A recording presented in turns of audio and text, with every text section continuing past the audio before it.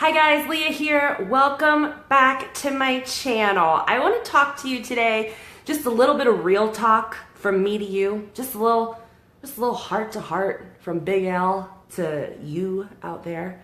It's no secret that I have built my Posh business on Facebook, right? It's something I take a lot of pride in. It's something that I worked really, really hard for and really intentionally for.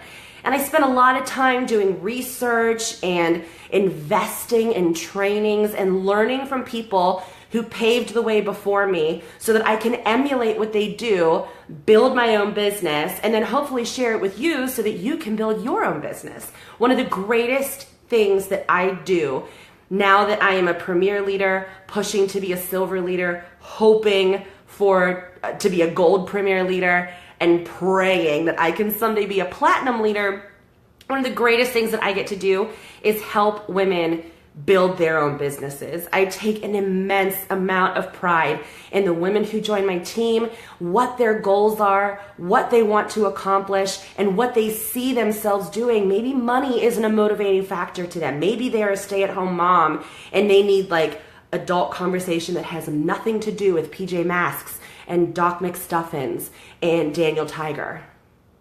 If I hear the PJ Masks theme song one more time, I say that to myself every single day, and then it comes on, and then I'm like, PJ Masks, or the PJ Masks, mom life, right? Sometimes people are looking for money and they want to save to, do the trip to Disney World, or they want to take their family on a summer vacation. All those goals I take very seriously and very personally. And I love to help women achieve their goals. That is something that I feel like I am called to do, something that I feel like I am good at doing. And I love it when my team gets excited about reaching those goals and setting new ones. It's an exciting thing to watch. My business was built on Facebook, and I want to talk to you a little bit about Facebook parties because I think that people think that it's just very easy money, that we just sit around in our PJs, no bra, and just like eating bonbons while some super hot guy fans me with like a huge grape leaf or something on some sort of like Egyptian carrier thing. Do you know what I mean? That is the furthest thing from my life, first of all. I don't know if you can see the mess that is my house right now. My son's birthday party was 2 weeks ago. And then I was in Salt Lake City for a week. And so we're still living in the filth that is the aftermath of a birthday party. That's my real life. So I want to talk to you about Facebook parties and the reality of them, because I think that there's a misconception about, oh, she's doing all this on Facebook, must be nice to just roll in the dough and sit on your butt and do absolutely nothing, girlfriend. Well, if that's the case, I want to tell you some real life stats, right? I want to tell you some real life situations about me. Number one, more parties than not. So the majority of my parties are below $200 in sales. Below $200 in sales. Every once in a while, I get a hostess that's like super into it and super excited, and she gets her friends super excited, and those are the successful parties. But more often than not, my sales are less than $200. So for Facebook parties, I've learned that I have to do quantity over quality, because there's no one at my house. There's no one, I'm not sharing the products like an in-home party. I can't do a face mask with them. I have to rely on a camera and my sparkling personality to sell these products. And that is very, very difficult to do. The next thing I want to talk to you about is there are so many times when not a single dollar is sold on a Facebook party. Not a one. Because Facebook parties are very easily dismissed, right? They're very easy to be like, I'll catch up with it later. And what happens when we say that? We never do it. We never do it. I'm guilty of it. I'm invited to parties all the time, and I love Facebook parties. I know how they work. I know what makes them tick. And every once in a while I catch myself going, oh, I don't need to, I'll catch it later. I do it myself, so I know you do it. And if we do it, our customers are doing it. So the worst thing that you can do is get flustered when no one shows up for a party or no sales are being had, because this is what happens. This is the beast that is Facebook parties. This is the price you pay for not having to travel anywhere, for getting to party in your boxer shorts and no bra, for being able to have your life look like it's together right here, but around you, it's a complete disaster. This is the price you pay. Sometimes parties are going to be flops. I have them. Everyone has them. And you need to be okay with that. You need to be at peace with it. You need to be able to say, hey, you know what? I did what I can do.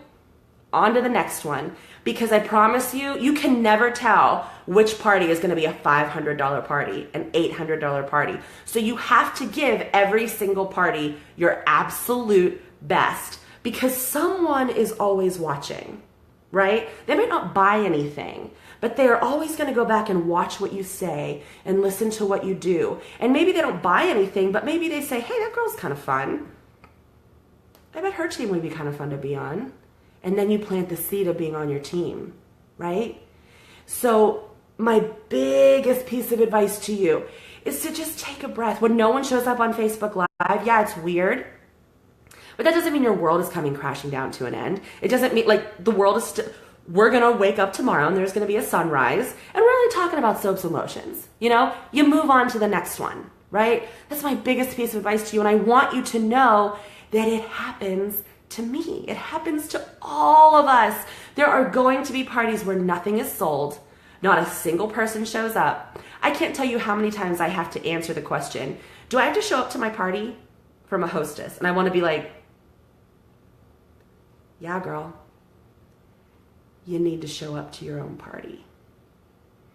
And as much as that question infuriates me, that is the beast of Facebook parties. If something's virtual, people don't think that they actually have to be there. And while we think that that's crazy, the general public doesn't. Because think about it. When you're invited to something, you're like, oh, I'll just catch up with it later. Oh, I'll just, you know, it's not that big of a deal. It's a huge deal to us because this is our job. This is our, you know, this is what we do to make money. But to the public, they're like, this is a Facebook party. And you have to accept that that's the mindset, right? This is important to you. Hopefully it's important to your hostess. Is it important to your customers? We hope so, but not all the time. And you need to be at peace with that.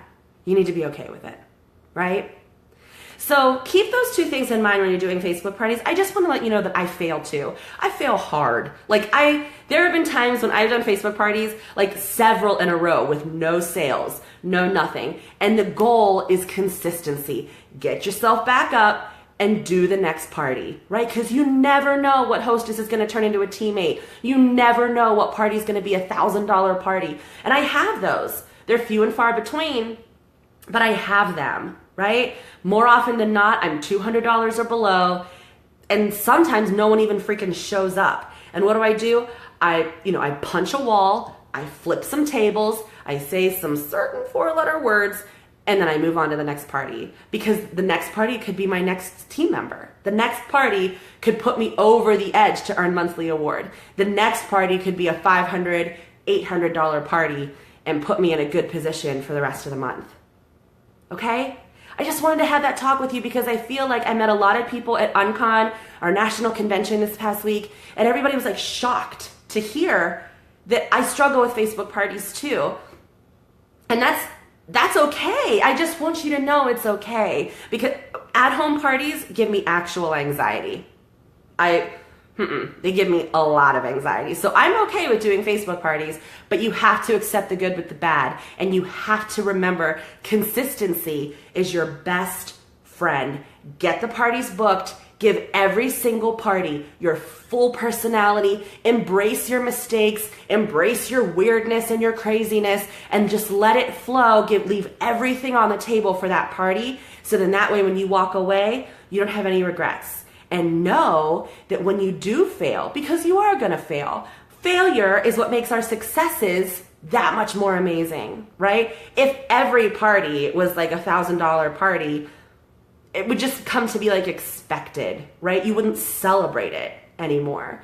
So I prefer to have these ones that are like kind of bad, mixed in with the kind of good. That's what makes this business exciting. That's what keeps me coming back to it.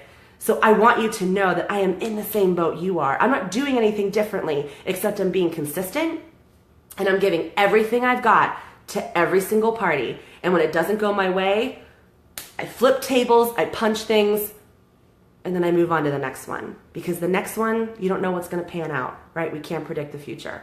So hang in there. You can do Facebook parties if you want to. Invest in yourself. Find your personality, find your quirkiness, and own it. Invest in trainings. Learn what you have to do to make social media work for you. And before you know it, you are going to be standing here doing Facebook, live, YouTube trainings for your teams because they're going to look to you for the answers because you have mastered Facebook parties. And I know you can do it. Anyone can. Got it? Got it? Thanks, guys. Thanks for tuning in. I'll talk to you soon.